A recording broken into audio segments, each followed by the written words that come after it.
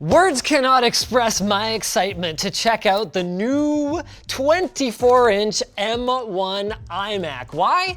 Because honestly, guys, I've been doing a lot of soul searching, and deep down, I just really don't think I'm that into PC anymore. I mean, who wants all those choices for motherboards and displays and graphics cards when I could just have one choice? The color. Actually, there's a little more to it than that. There's three main tiers of the M1 iMac. Hold on, just gotta open the box. Oh, I was just trying to get you open the thing and it moves the thing. You know what, let's talk about the performance differences between the tiers a little bit later, because first, I just wanna get hands-on with this thing. It is really thin. You know what it kind of reminds me of in terms of proportions?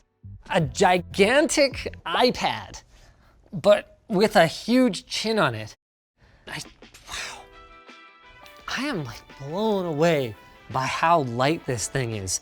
Meanwhile, over on the PC side, the concept of a thin client is like a little nook or something that you bolt to the back of the VESA mount on your monitor, but then Apple goes, well, I mean, why don't you just put the whole computer in a gigantic chin bar? This is the top tier model, so it comes with some things that the base ones and even the mid-tier one don't. Starting with 4 Type-C ports on the back. Now, every model gets 2 Thunderbolt/USB 4 ones, but only the mid-tier and upper tier ones get an additional 2 USB 3 ports.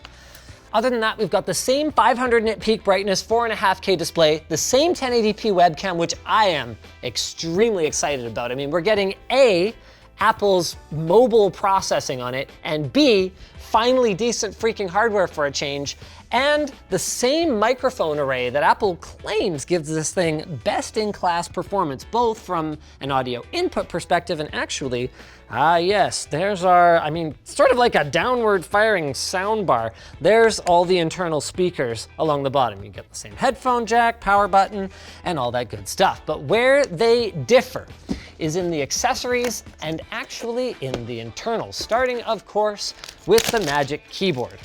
If you go with the base model, you do not get Touch ID on the top right of your Magic Keyboard. For my part, I think that's honestly already a deal breaker for me for the base model. Touch ID is freaking awesome, always has been, and always will be, from my perspective. USB-C to Lightning charging cable. We can put that away for now. Presumably there'll be enough charge to get started. Yes, good old Magic Mouse. Who needs to be able to use it while you're charging it if it can be used for hours after only a few minutes of charge? That's the kind of interruption to my workday that I need in my life. They have made a conscious decision not to fix it. This puppy right here, this is the optional upgraded power brick that has Apple's new MagSafe connector. So just go ahead and, I mean, does it just kind of grab on? Look at that. Wow, it really grabs, doesn't it? And gigabit Ethernet. And I was really curious how they were doing the data, right? Because obviously this can't just be, 12 volt and ground, right? So there has to be data lines in here. And it turns out that they've got a really clever little kind of triangle shaped guide on 2 sides of the center of the MagSafe connector, which means it can only go in 2 ways. So you've got what is essentially a reversible connector that's got 12 conductors, which would be enough for USB 3? I wonder if it's just Lightning, but is that? I know Lightning is not quite standard USB 2, because I'm trying to think if that's even fast enough for gigabit.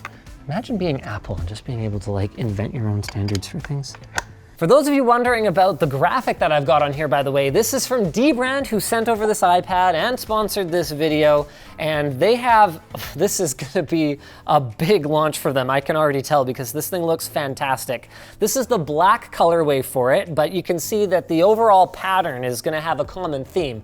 And that's that it has this kind of folded steel look, like Damascus steel, which also happens to bear a lot of similarities to the top prestige skin in Call of Duty. They've got their hollow green one, which I've seen already. I think they have a couple of other ones coming, and man, on pretty much anything, this is going to look absolutely sick. As always with dbrand skins, they are perfection fitted. They've got great guides online that you can use to make sure that your application is absolutely perfect. And their configurator is fantastic. It allows you to see exactly whatever your device will look like with whatever combination of skins and on whatever combination of surfaces you prefer. So go check them out. We're gonna have them at the link in the video description. Again, they said they really didn't like the look of the black one on this. I think it looks great. So maybe I'm just tasteless, but maybe check out some of their other skins for your iMac if this doesn't do it for you. But we're not quite done with the differences yet. There's two more that Apple tells you about. One is that the mid and higher tier are available in 3 additional colors. So you get it in yellow, orange, or purple, in addition to blue, green, pink, and silver. And they both come with an 8-core GPU rather than a 7-core GPU. The last difference that I'm aware of anyway is that the mid and upper tier one both come with 2 cooling fans instead of 1. So it is possible that that second cooling fan is only necessary because of the 8th GPU core, but it's also possible that there could be slight performance differences between the base and mid and upper tier. We don't know, we haven't tested it yet, this is the first time I'm opening it. I guess if I spent the extra, I might as well get a plug an Ethernet cable in, right? I'm gonna sound a little spoiled here, but I have to confess, I had kind of forgotten how small 24 inches is. It does not feel like a $1,300 starting at computer size anymore. That's interesting. Now, I mean, I can see why they have a product in this size class, you know, dental offices or, you know, whatever, like they need computers too, but yeah, that is not a big display anymore. Look at that. Got my verification code on my Apple Watch. It just works, okay? There's the map of not where I am. I'm actually over here somewhere, but don't worry about it. Why is your cursor so big? That's what she said. If people can't find their mouse cursor, they just go like this and then it gets big and then they can find it. Sorry, it's just going through Apple's new secure data storage facility in China. They like built it in collaboration with a Chinese government run entity. Set up Hey Siri. Sure, why not? Hey Siri, open the Documents folder. Wow, that was so much faster than just clicking on it. One really nice thing about the Apple ecosystem is that default encryption. Look at that. Do you want to use File Vault to encrypt the disk on your Mac? Heck yeah, I do. And ooh, we can set up Touch ID. Boop-a-doop. God, Touch ID is so amazing. Just bring back Touch ID on the iPhone. Just make the Apple logo on the back a touch sensor. Everyone wants it. Ooh, dark mode, nice. Neat.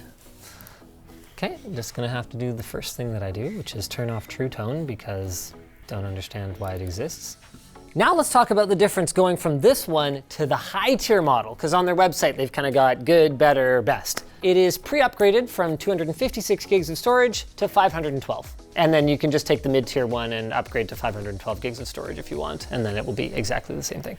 So really there's only 2 tiers. And just like any M1 based machine, so Mac Mini, MacBook Air, MacBook Pro, you're going to be limited to a maximum of 2 terabytes of storage and 16 gigs of RAM, which again, back to, you know, dental offices and the kind of places that you'd be able to fit a machine like this is honestly probably fine because you're running Safari, right? You're on a Mac. You're not running Chrome or anything. Boy, that really is a clever idea for cable management, having the network cable just like run somewhere else and then they go and ruin it by not putting the USB-C on the bottom of the stand or something like that. God, that'd be awesome. But then you wouldn't be able to put it on a monitor arm, which we all know many of these are destined to end up on. So all that's left now then is to prompt you guys to make sure you're subscribed to Linus Tech Tips because the one and only Anthony Young will be putting this thing through its paces. Subscribe to Short Circuit.